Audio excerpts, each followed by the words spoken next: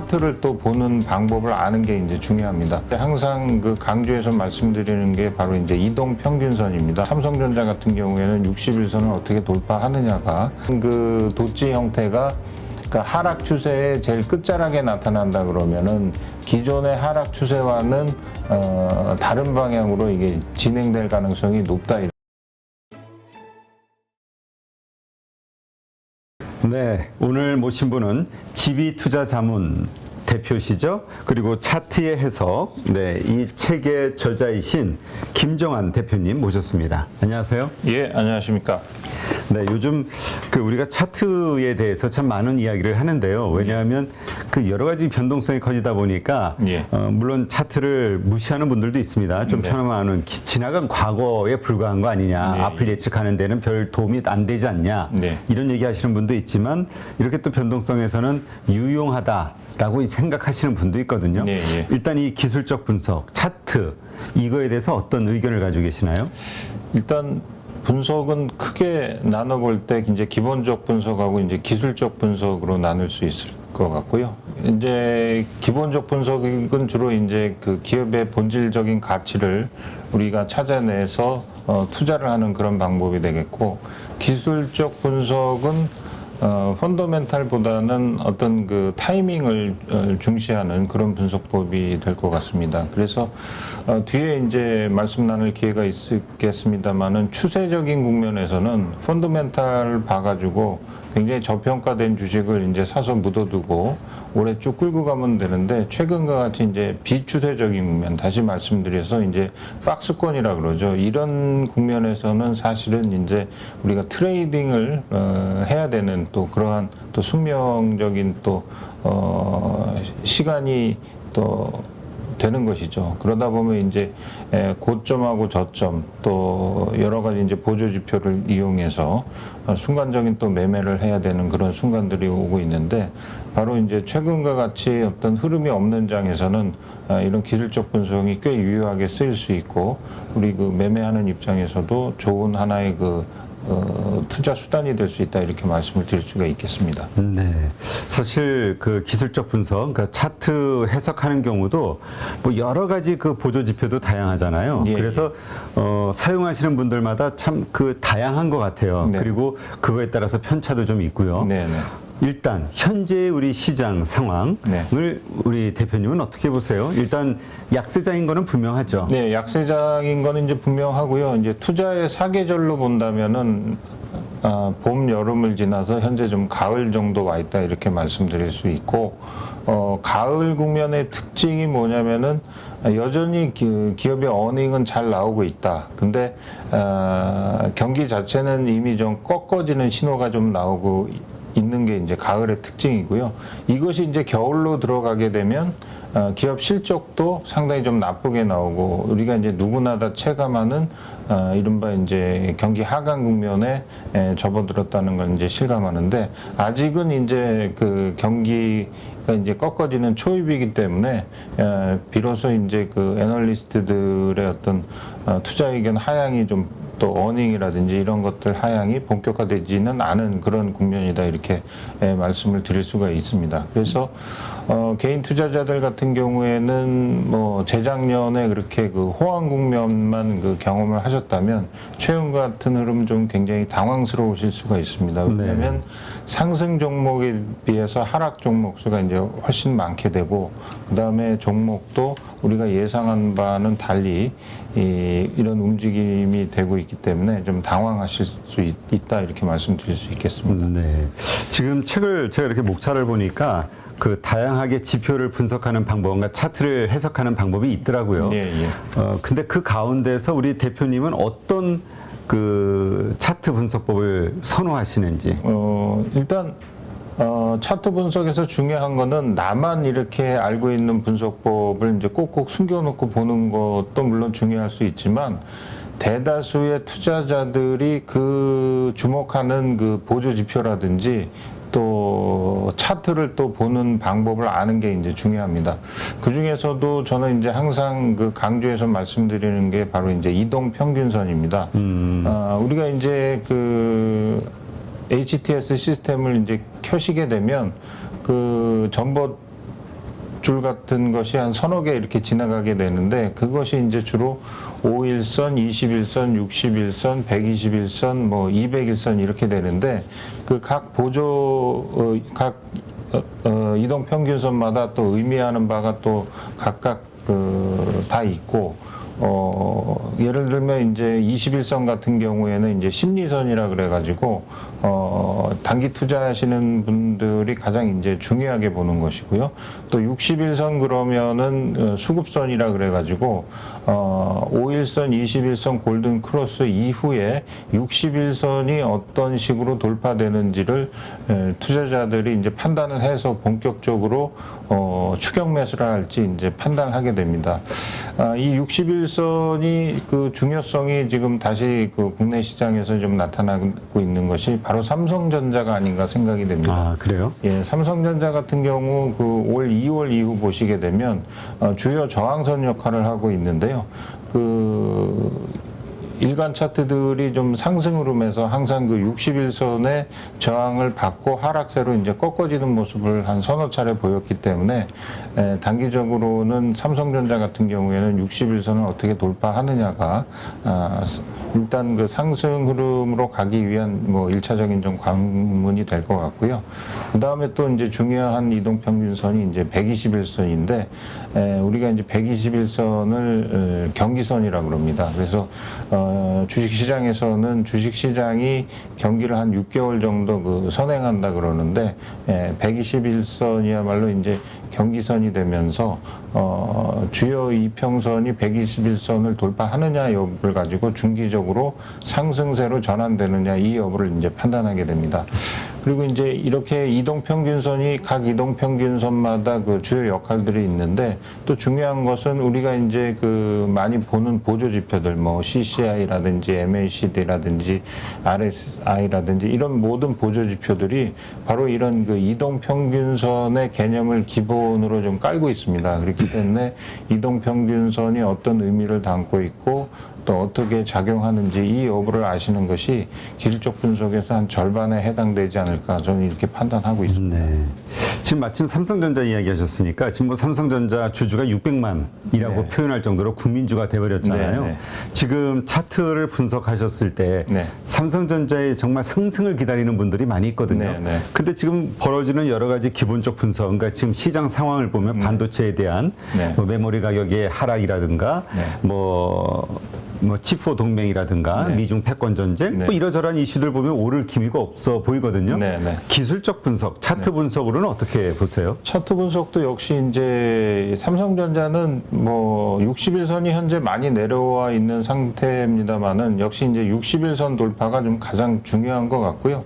역시 삼성전자 지금 최근 흐름 보면 단기 고점은 한 63,000원이 될 것 같고 단기 저점은 이제 전 저점이었던 한 55,000원대 이 수준이 될 것 같은데 당분간은 좀 박스권 흐름이 좀 이어질 수 있겠다 이런 생각이 들고요. 역시 이제 아무래도 삼성전자는 대형주니까 이제 수급 개선이 일어나야 되는데 그 시작이 바로 이제 61선 돌파로부터 이루어질 것 같습니다. 네. 그렇다면 지금 조금 쉽게 네. 질문을 드리면은 지금 삼성전자를 살 때입니까? 왜냐하면 가격이 내리니까 지금 이제 보통 고점에 물리신 분들이 네, 많잖아요. 네, 네. 그러니까 지금 지금이라도 물타기 해야 돼. 5만 원대로 내려왔을 때 이런 얘기 하거든요. 그 뒤에도 이제 말씀 나눌 기회가 있겠습니다만은 삼성전자는 이제 박스권이거든요. 그러니까 지금 말씀드린 한 55,000원에서 한 63,000원 박스권인데 당분간은 이 박스권 안에서 움직일 거로 좀 판단이 되고요. 박스권 매매는 사실 이게 쉬운 매매는 아닙니다. 그러게요. 지금 우리 한국 시장이 전통적으로 박스권 시장이라고 이제 그런 표현을 해왔잖아요. 네, 지금 다시 박스권 시장이 열려지고 있다 이런 얘기를 하고 있고요. 네, 네. 그래서 일단 그 박스권 이 매매, 그러니까 추세가 없는 상황, 그러니까 하락 추세도 아니고 네, 네. 이건 상승 추세도 아니잖아요. 네. 오르락내리락 하는 상황에서의 이 또 박스권 매매에 대한 그 노하우가 있다 네. 말씀을 책에서 하셨는데 네, 네. 일단 좀 그걸 좀 풀어서 해주시죠. 그러면은 이제 삼성전자로 이제 예, 좀 예를 들어서. 말씀을 해드릴 거고요. 이제 박스권이라는 것은 주가가 이제 일정 범위 안에 갇혀 있다 이렇게 말씀을 드릴 수 있겠고요. 한마디로 말씀드리면 이제 비추세 국면이다 이렇게 말씀드릴 수 있습니다. 그래서 주식 경험 가운데 이제 제일 유명한 것이 이제 추세는 당신의 친구라는 뭐 그런 경험도 있습니다만은 사실은 우리가 이제 추세를 잡기 위해서 기술적 분석도 있는 거거든요. 그런데 유감스럽게도 이제 비추세 국면이기 때문에 사실상 비추세 국면은 굉장히 이제 어려운 분석하기 어려운 그런 국면에 진입했다 이렇게 보시면 될 수 있을 것 같고요. 그래서 진짜 그 투자의 그 고수들은 박스권 상단하고 하단을 이용해서 이제 트레이딩을 하게 되는 것이고요. 그게 아닌 이제 일반인들은 주로 이제 박스권 상단이 돌파될 때를 매수 신호로 삼아서 추격 매수를 하라는 것이고. 그게 바로 우리 신고가 매매. 신고가하고는 약간 다르죠. 다른가요? 지금 이제 왜냐하면 삼성전자 같은 경우에는 단기 박스권 상단이 좀 전에 말씀드렸지만 이제 63,000원으로 말씀을 드렸기 때문에 63,000원이 돌파되는 순간 바닥에서 수급이 어느 정도 형성이 된 거로 판단해서 이제 추격 매수를 하라는 것이고요. 반면에 이제 박스권 하단, 삼성전자 같은 경우에는 한 55,000원에서 56,000원 정도에 걸쳐 있는 것을 볼 수 있는데 그 하단이 깨지게 되면 오히려 주가가 추가적인 그 레벨 다운이 예상되기 때문에 일단 박스권에서 바닥을 예상하고 사신 분들도 그때는 일단 한번 파셔야 됩니다.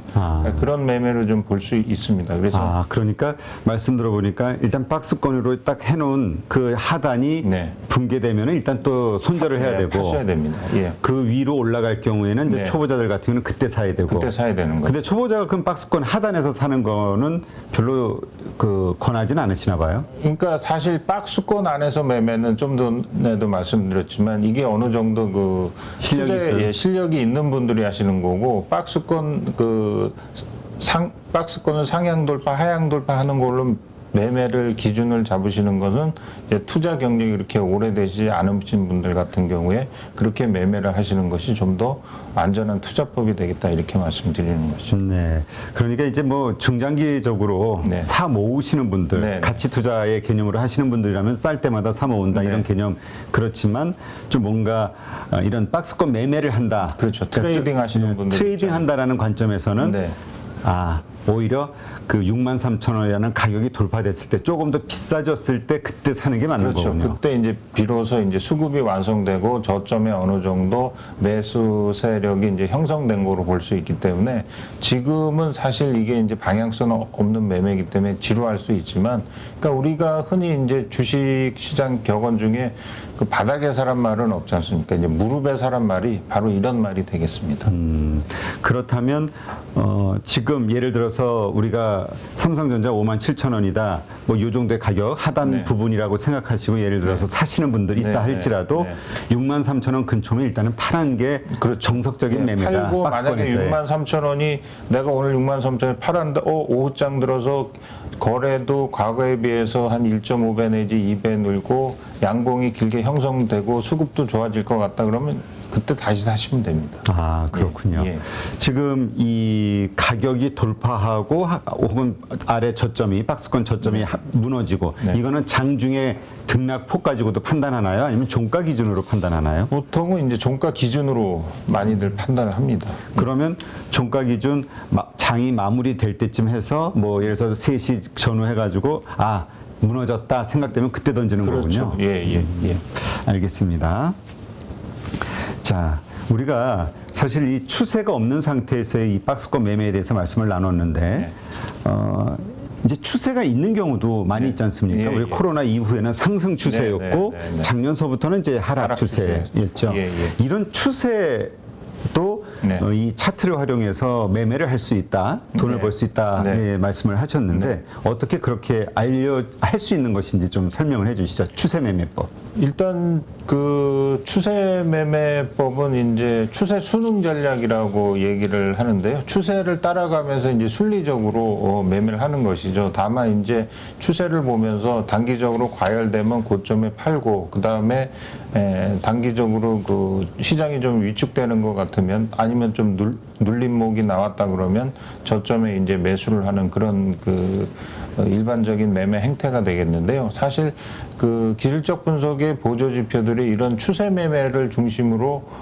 설정이 됐고 고안이 됐습니다. 그래서 우리가 그 보조 지표를 이용해서 추세가 살아있는지 아니면 어느 정도 고점하고 현재 가격하고 갭이 좀 남아있는지를 판단해서 내가 매수 타이밍을 잡기도 하고 그다음에 고점에 근접했으면 거기서 다시 이제 매도 타이밍을 잡기도 하고 이런 것입니다. 그래서 기술적 보조 지표가 대부분 이 추세를 중심으로 했기 때문에 앞서 말씀드린 대로 이런 비추세 국면, 다시 말씀드리면은 역행 매매 전략이 좀 어려운 것이지 사실은 추세 매매는 사실 좀 정상적이고 우리가 이제 기술적 분석을 통해서 일반적으로 분석될 수 있는 그런 부분이다 이렇게 말씀을 드릴 수가 있겠습니다. 그러면 이번에는 그 추세, 말씀하신 이제 추세를 따라서 그 사는 게 이제 좀 더 수월한 투자법 그리고 돈을 좀 벌 수 있는 투자법이라고 한다면은 사실 우리가 말씀하신 대로 추세가 하락으로 가다가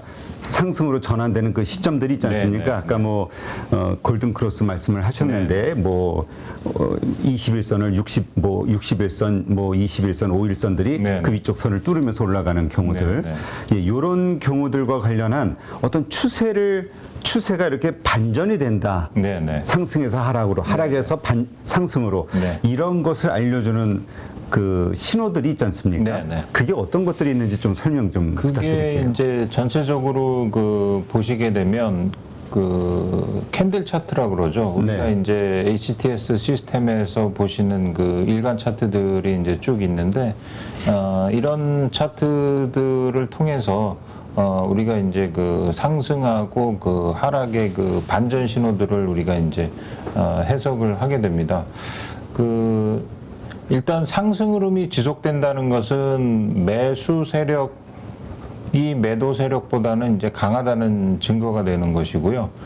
그래서 이런 반전 신호가 나타났다는 것은 이제 어떤 의미로 해석되냐면은 상승 흐름이었다면은 매수 세력하고 매도 세력하고 힘의 균형이 이제 맞았다는 얘기거든요. 그래서 그 바로 이제 다음 스텝이 매수보다는 매도 세력이 이제 강하게 된다는 의미인데 우리가 이제 도지형이라 그럽니다. 일반적으로 이제 캔들 차트는 사실은 이게 일본에서 유래가 됐기 때문에 용어들이 전부 그 일본 말입니다. 그래서 네. 도지라 그러는데 그 모양으로 보시면은 이제 앞쪽 두 개를 겹쳐 놓은 것 같이 그 봉은 굉장히 납작하고 아래 위에 이제 꼬리가 상당히 길게 난 그런 모습입니다. 그래서 이 모습은 결론적으로 말씀드리면 일간의 그 고점하고 저점의 변화가 상당히 그 크게 나타났는데 결론적으로 시가하고 종가가 같이 끝난다는 의미거든요.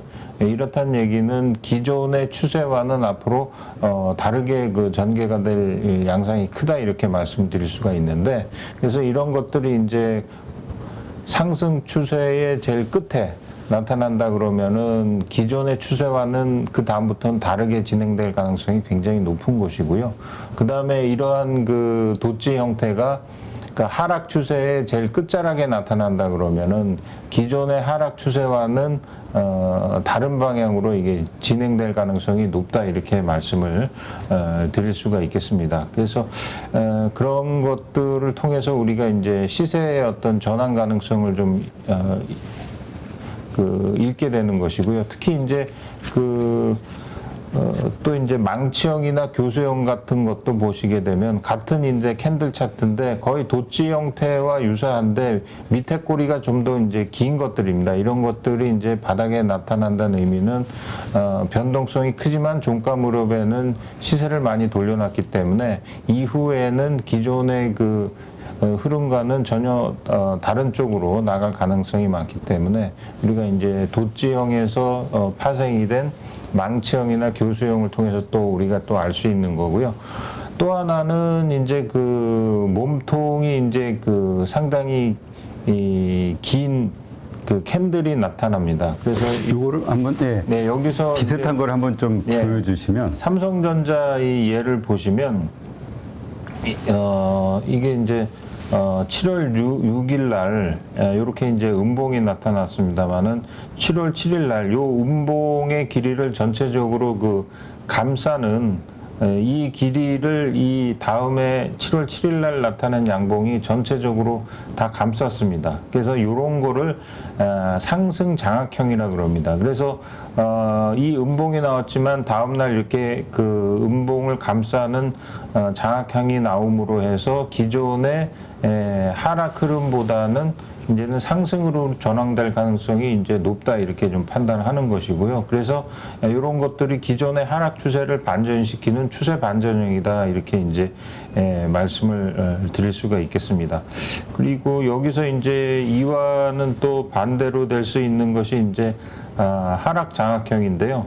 삼성전자 지금 차트를 통해서 이제 자 여기서도 이제 하락 장악형이라고 이제 볼 수 있는 것은 여기서는 이제 기존의 이제 상승 흐름이 보시면은 3월 8일 날 저점 형성 후에 이제 상승 흐름 이제 전환된 것 같은데 3월 18일 날 양봉이 나타나고 이 다음 날 양봉 길이보다 훨씬 큰 음봉이 나타났습니다. 그러므로 인해 가지고 기존의 상승 흐름을 다시 이제 하락 흐름으로 되돌리는, 그러니까 방향을 전환시키는 음봉이 나타났죠. 이게 바로 이제 하락장악형이라 그러면서 이 하락장악형이 나타난 이후로 전체적인 흐름이 다시 이제 하락 흐름으로 전환되는 그런 모습을 보였습니다. 그래서 전체적으로 우리가 이제 그 캔들 차트를 통해서 추세 전환을 알 수 있는 것은 이와 같이 그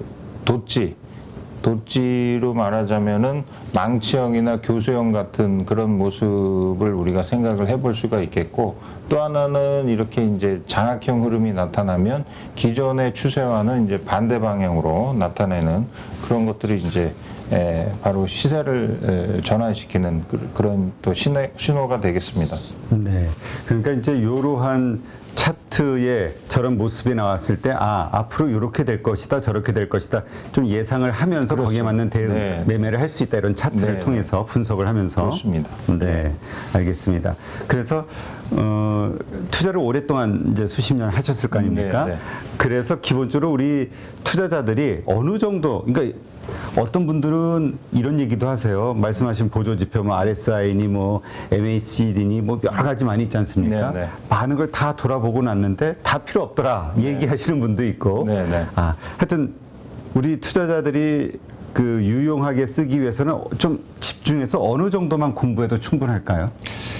그 집중해서 공부하면은 사실은 이 기술적 분석 분야는 그 기본적 분석 분야의 한 10분의 1 정도 시간만 들이셔도 우리가 이제 기본적인 어떤 그 메커니즘을 알 수 있는 것들은 충분히 이해가 갑니다. 예를 들어서 일단 앞서 말씀드린 대로 이제 이동 평균선에 대한 이해를 좀 하셔야 될 것 같고, 그 다음에는 지금 말씀드린 대로 이제 캔들 차트가 주는 신호가 무엇을 의미하는지 그 정도 또 이해하셔야 될 것 같고, 그 다음에는 이제 그 이동 평균선을 기반으로 한 보조 지표들, 그 중에서도 이제 유용하게 쓰이는 몇 가지, 시장에서 많이 쓰는 몇 가지를 아시면 좋은데, 사실 그 보조 지표가 이제 100가지도 넘습니다. 그리고 이제 반응하는 속도도 다 다르고요.